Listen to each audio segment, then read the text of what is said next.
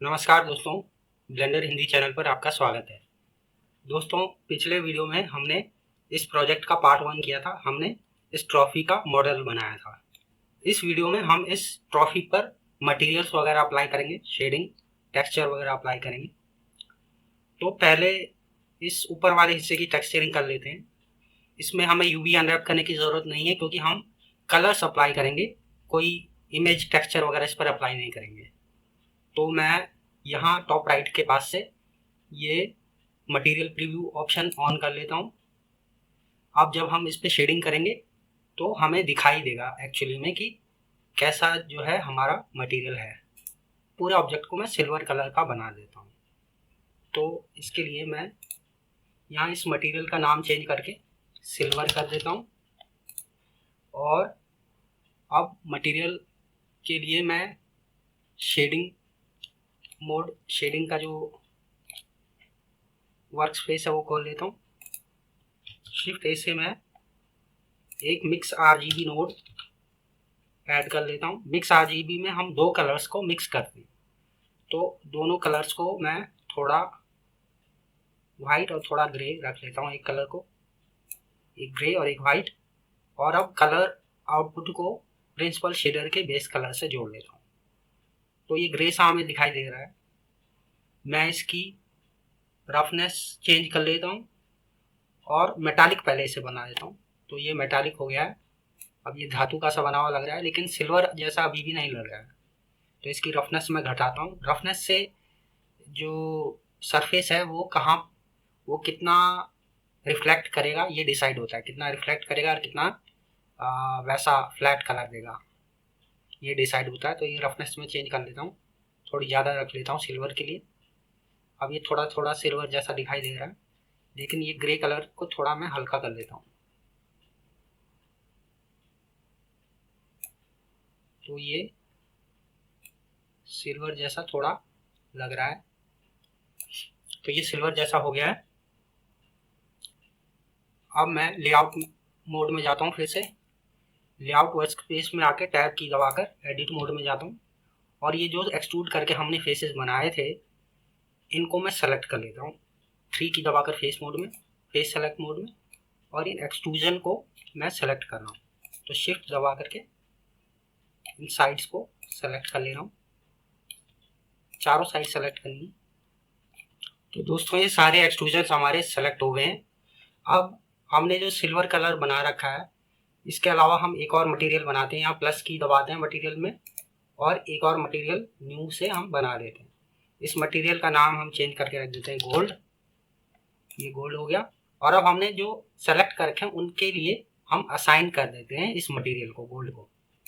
अब शेडिंग में जाते हैं और यहाँ पर हम शिफ्ट ए से एक मिक्स RGB नोड ले आते हैं। मिक्स RGB में हम कलर्स को मिक्स करके गोल्ड कलर बनाएंगे। तो एक येलो और एक ऑरेंज सा मैं कलर रख रहा हूँ और कलर आउटपुट को प्रिंसिपल नोड के बेस कलर से जोड़ दे रहा हूँ। अब मैं इसका मेटालिकनेस बढ़ा देता हूँ। मेटालिकनेस बढ़ा दिया और रफनेस थोड़ा घटा देता हूँ। तो ये गोल्डन सा कलर जो है हमारे पास आ गया है। वापस लेआउट में आते हैं और देखते हैं। तो ये गोल्डन कलर आ गया है हमारे पास। अब ऊपर वालों को भी हम गोल्डन कर लेते हैं। ये जो ऊपर वाले एक्सट्रूजन हैं इनको भी हम गोल्डन कर लेते हैं। तो इनके लिए भी सेलेक्ट करना पड़ेगा इन सबको। तो प्रोसेस काफ़ी टाइम कंज्यूमिंग है, लेकिन मजबूरी है।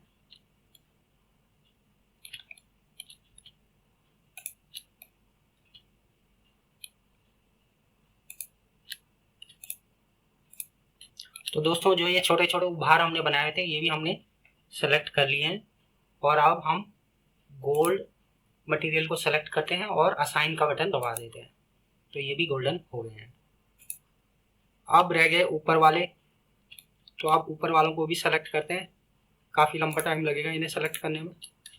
तो ये छोटे छोटे गोल उपहार भी हमने सेलेक्ट कर लिए हैं। अब यहाँ हम मटेरियल्स में गोल्ड मटेरियल सेलेक्ट करते हैं और असाइन बटन दबा देते हैं। तो ये भी हो गया।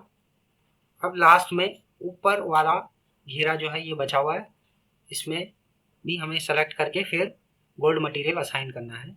तो ये एक्सट्रूजन भी हमारे सेलेक्ट हो गए हैं सारे। अब गोल्ड मटेरियल को सेलेक्ट करके असाइन कर देते हैं। तो ये असाइन हो गया। अब जो है हमारी इस ट्रॉफी पर पूरा मटेरियल असाइन हो गया है सारे के सारे। एक इसको भी बीच में गोल्ड कर देते हैं। ये जो बीच में लाइन जा रही है इसको पूरा गोल्डन बना देते हैं। Gold assign.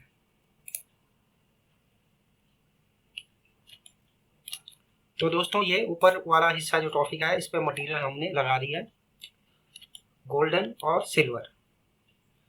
अब जो है नीचे वाला जो ऑब्जेक्ट है इस पर हमें मटेरियल अप्लाई करना है। तो इस पर मटेरियल अप्लाई करने से पहले हमें इसको यूवी अनरैप करना पड़ेगा। तो मैं पहले इस पर से ये सिल्वर मटेरियल हटा देता हूँ।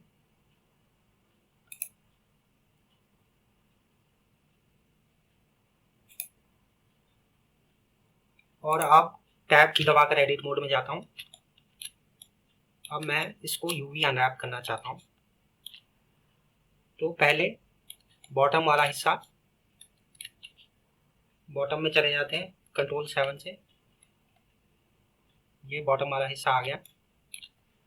फेस सेलेक्ट में जाते हैं, नहीं एज सेलेक्ट में जाते हैं और इन एजेस को सेलेक्ट कर लेते हैं और इनको मार्क सीम कर देते हैं राइट क्लिक करके। तो ये रहा मार्क सीम। ये बॉटम वाला एरिया मैंने सीम मार्क कर दिया। यहाँ से खुलेगा जो हमारा यूवी है। अब मैं 1 की दबाकर फ्रंट व्यू में जाता हूँ। तो ये फ्रंट है हमारा। तो मैं फ्रंट में सीम नहीं लगाना चाहता, मैं बैक में सीम लगाना चाहता हूँ। तो मैं बैक में जाता हूँ और यहाँ इस एज पे मैं सीम मार्क करता हूँ। इस एज को मैं सेलेक्ट कर लेता हूँ शिफ्ट दबा करके, शिफ्ट होल्ड करके लेफ्ट क्लिक करते जाओ और ये जो एज है इसको हमें सेलेक्ट करना है।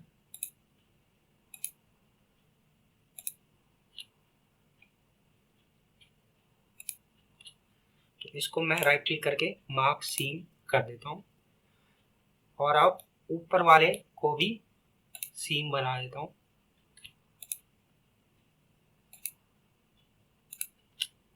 तो ये मार्क सीम एक ऊपर वाला हमने कर दिया।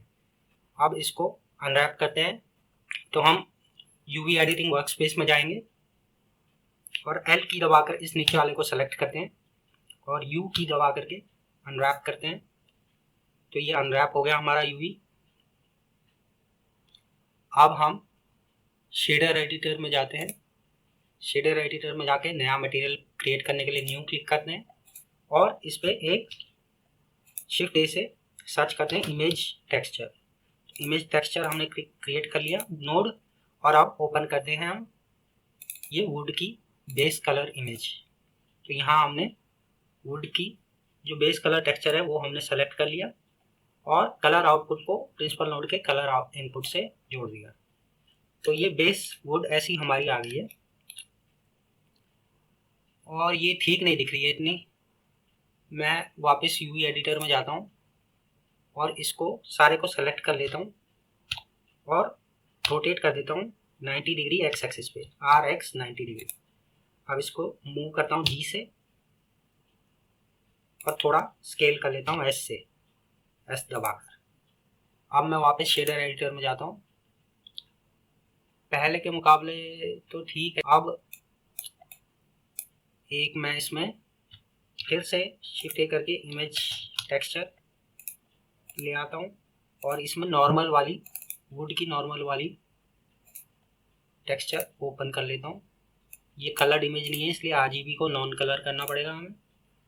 अब ये नॉर्मल वाला जो टेक्सचर है इसके लिए हमें एक नोड चाहिए नॉर्मल मैप का, जो हमने पहले आपको बताया था, क्योंकि इसी नॉर्मल मैप का ही ब्लू कलर का आउटपुट हमारे नॉर्मल इनपुट पे जाएगा प्रिंसिपल नोड पे, वरना हमारे पास येलो और वाइट कलर के ही आउटपुट थे। तो इसको मैं कलर को कलर से जोड़ देता हूँ और ये नॉर्मल मैप हमारा जुड़ गया। अब मैं इसको शाइन दे देता हूँ, थोड़ा रफनेस कम करके, प्रिंसिपल नोड पे रफनेस कम करके शाइन आ जाएगी इसमें। तो कितना शाइनी रखूँ समझ, ठीक ठाक शाइन दे देते हैं थोड़ी। तो ये जो है हमारा बेस का मटेरियल आ गया है। अब मैं 1 की दबाता हूँ नमपैड पे और फ्रंट व्यू में जाता हूँ। ये हमारा फ्रंट व्यू है। यहाँ पर मैं एक टेक्स्ट ऐड करता हूँ। शिफ्ट ए से एक टेक्स्ट ऑब्जेक्ट ऐड कर लेता हूँ और ये अभी लेटा हुआ है तो इसको रोटेट कर लेता हूँ एक्स एक्सिस पे 90 डिग्री, तब ये खड़ा हो जाएगा। तो आर एक्स 90 और ये खड़ा हो गया। अब मैं टैब दबाकर एडिट मोड में जाता हूँ और इस टेक्स्ट को चेंज कर लेता हूँ। तो यहाँ मैं लिख देता हूँ वर्ल्ड कप 2022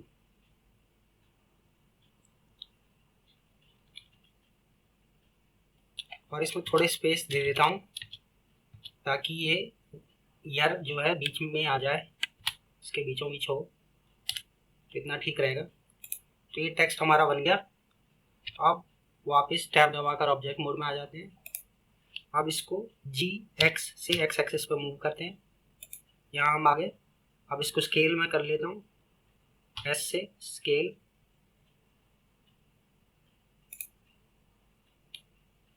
फिर जी एक्स से इसको मैं ठीक से अलाइन करता हूँ। तो इसको जी वाई से मैं आगे ले आता हूँ। अब फ्रंट में जाते हैं। अब ये फ्रंट में है बिल्कुल और ऑब्जेक्ट के सामने है। तो अब हम इस दूसरे ऑब्जेक्ट को, जिस ऑब्जेक्ट पे हम इसे प्रोजेक्ट करना चाहते हैं इस टेक्स्ट को, उस ऑब्जेक्ट को सेलेक्ट करेंगे शिफ्ट के साथ। ये ऑब्जेक्ट हमने सेलेक्ट कर लिया। अब टाइप दबाकर एडिट मोड में जाते हैं और मैश मेनू से नाइफ प्रोजेक्ट क्लिक करते हैं। तो ये नाइफ प्रोजेक्ट हो गया, देखें। हाँ, नाइफ प्रोजेक्ट हो गया, वर्ल्ड कप कटा हुआ आ रहा है इस पर। अब इसको एक्सट्रूड करना है तो ई से हम इसे एक्सट्रूड कर लेते हैं, ई, और थोड़ा सा इसको एक्सट्रूड कर लेते हैं। ये थोड़ा सा एक्सट्रूड हो गया। पहले फेस सेलेक्ट मोड में हम जाते हैं 3 की दबाकर और अब ये टॉप वाले हिस्से को हम सेलेक्ट कर लेते हैं। शिफ्ट होल्ड करके इनको सेलेक्ट करते जाइए।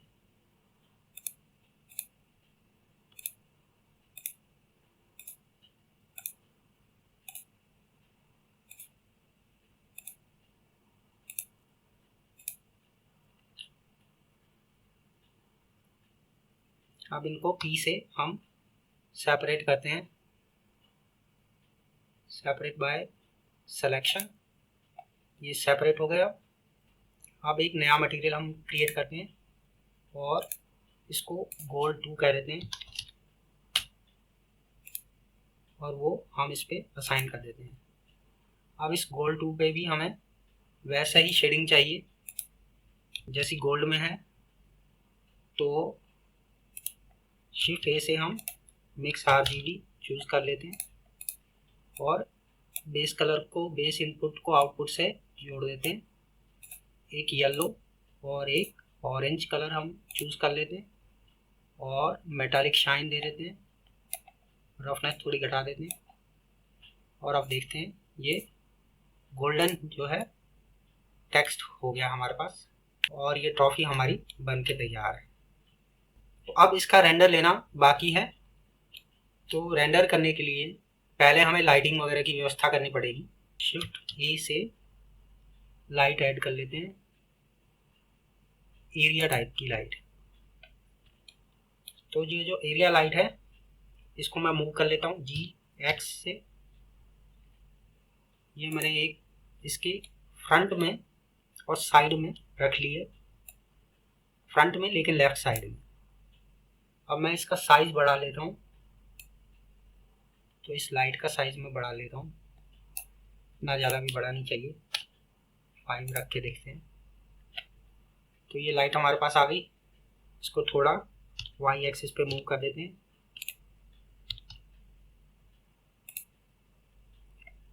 एक लाइट तो ये हो गई। अब इसको थोड़ा रोटेट करके देखते हैं, आर से रोटेट, और एक लाइट इसके यहाँ साइड में हम रखेंगे। तो इसको ही डुप्लीकेट कर लेता हूँ मैं और जी वाई जी एक्स से हमने इसे मूव कर लिया, फिर जी वाई से मूव करके थोड़ा आगे लाता हूँ।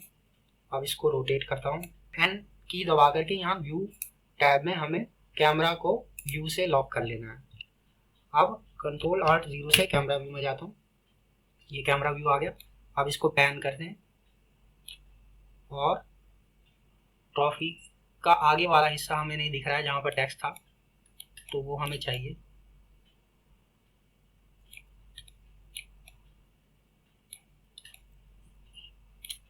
ये ट्रॉफी का आगे वाला हिस्सा है।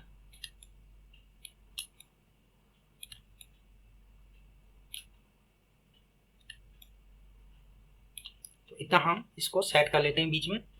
तो दोस्तों मैं रेंडर इंजन मैंने साइकिल्स चूज कर लिया और यहाँ पर मैक्स सैंपल से कह रहा है 1024। इतने ज़्यादा सैंपल्स मैं नहीं लेना चाहता, मैं इसको रखूँगा 256 सैंपल्स रख लेता हूँ मैं। 256 बहुत है, नहीं तो बहुत ज़्यादा टाइम लग जाएगा रेंडर होने में। तो इसको रेंडर करते हैं। तो ये रेंडर हो गई है हमारी इमेज। तो देखिए ये ट्रॉफी काफ़ी सुंदर लग रही है। आप जैसा चाहे डिज़ाइन बना सकते हैं।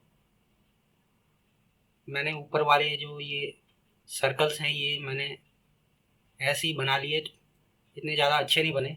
आप इनको थोड़ा चौड़ा या थोड़ा और संकरा कर सकते हैं। तो इस तरह से आप ट्रॉफी एक बना सकते हैं। बस आपको ऊपर वाला और नीचे वाला हिस्सा अलग अलग बनाना है और फिर उनको उन पे मटेरियल सप्लाई कर देना है। तो इस वीडियो में इतना ही, मिलते हैं अगले वीडियो में। तब तक के लिए नमस्कार।